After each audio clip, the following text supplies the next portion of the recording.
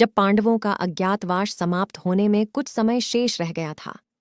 पांचों पांडव एवं द्रौपदी जंगल में छुपने का स्थान ढूंढ रहे थे। उधर शनिदेव की आकाशमंडल से पांडवों पर नजर पड़ी। शनिदेव के मन विचार आया कि इन 5 में बुद्धिमान कौन है, परीक्षा ली जाए। शनिदेव ने एक माया का महल बनाया। कई योजन दूरी में उस महल के 4 कोने थे, पूरब, पश्चिम, उत्तर, दक्षिण। अचानक भीम की नजर महल पर पड़ी और वो आकर्षित हो गया। भीम, युधिष्ठिर से बोला, भैया मुझे महल देखना है। भाई ने कहा, जाओ। भीम महल के द्वार पर पहुंचा। वहां शनिदेव दरबान के रूप में खड़े थे।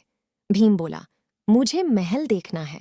शनिदेव ने कहा, महल की कुछ शर्त है। 1 शर्त, महल में 4 कोने हैं, आप एक ही कोना देख सकते हैं। 2 शर्त, महल में जो देखोगे उसकी सार सहित व्याख्या करोगे। 3 शर्त, अगर व्याख्या नहीं कर सके तो कैद कर लिए जाओगे। भीम ने कहा, मैं स्वीकार करता हूं, ऐसा ही होगा। और वह महल के पूर्व छोर की ओर गया। वहां जाकर उसने अद्भुत पशु पक्षी और फूलों एवं फलों से लदे वृक्षों का नजारा देखा।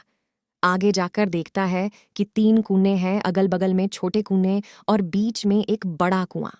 बीच वाला बड़े कूने में पानी का उफान आता है और दोनों छोटे खाली कुओं को पानी से भर देता है। फिर कुछ देर बाद दोनों छोटे कुओं में उफान आता है तो खाली पड़े बड़े कूने का पानी आधा रह जाता है। इस क्रिया को भीम कई बार देखता है पर समझ नहीं पाता और लौटकर दरबान के पास आता है। दरबान, क्या देखा आपने? भीम, महाशय, मैंने पेड़ पौधे पशु पक्षी देखा। वो मैंने पहले कभी नहीं देखा था, जो अजीब थे।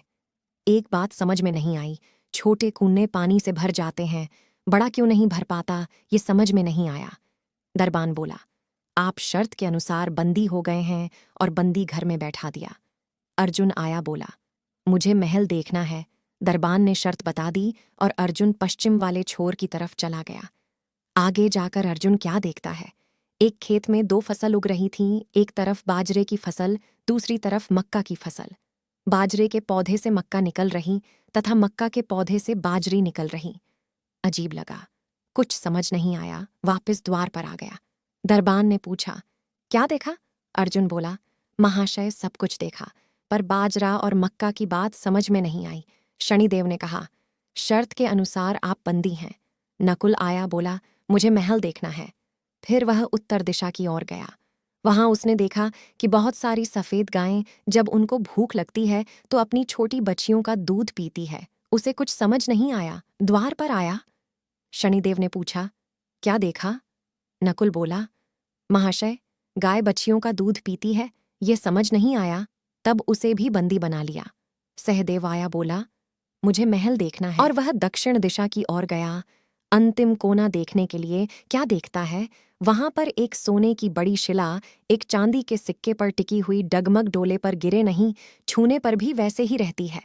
समझ नहीं आया, वह वापस द्वार पर आ गया और बोला, सोने की शिला की बात समझ में नहीं आई, तब वह भी बंदी हो गया। चारों भाई बहुत देर से नहीं आए, तब युधिष्ठिर को चिंता हुई। वह भी द्रौपदी सहित महल में गए। भाइयों के लिए पूछा, तब दरबान ने बताया, वो शर्त अनुसार बंदी है। युधिष्ठिर बोला, भीम, तुमने क्या देखा? भीम ने कुमई के बारे में बताया। तब युधिष्ठिर ने कहा, यह कलियुग में होने वाला है। एक बाप 2 बेटों का पेट तो भर देगा, परंतु 2 बेटे मिलकर एक बाप का पेट नहीं भर पाएंगे। भीम को छोड़ दिया। अर्जुन से पूछा, तुमने क्या देखा? उसने फसल के बारे में बताया। युधिष्ठिर ने कहा, यह भी कलियुग में होने वाला है। वंश परिवर्तन अर्थात ब्राह्मण के घर शूद्र की लड़की और शूद्र के घर बनिए की लड़की ब्याही जाएंगी। अर्जुन भी छूट गया। नकुल से पूछा, तुमने क्या देखा? तब उसने गाय का वृतांत बताया। तब युधिष्ठिर ने कहा, कलयुग में माताएं अपनी बेटियों के घर में पलेंगी बेटी का दाना खाएंगी और बेटे सेवा नहीं करेंगे। तब नकुल भी छूट गया।